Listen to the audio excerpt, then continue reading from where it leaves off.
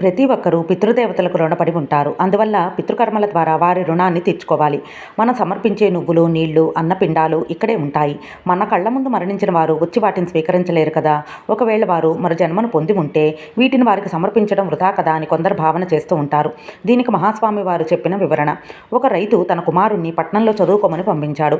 కొన్ని రోజుల్లో అతను ఫీజు కట్టాలి అని డబ్బు పంపించమని తండ్రికి ఒక లేఖ రాశాడు.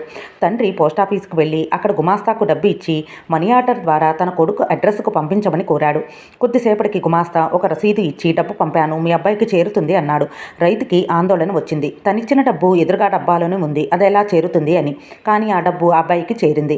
పితృదేవతలకు సమర్పించిన పిండము వారు మరు జన్మలో పశు రూపంలో ఉంటే అది వారికి గ్రాసం రూపంలో చేరుతుంది. శ్రద్ధతో పెట్టవలసిన దాన్ని శ్రార్థం అంటారు. ఇక్కడ నమ్మకానికి చాలా ప్రాధాన్యత ఉన్నది.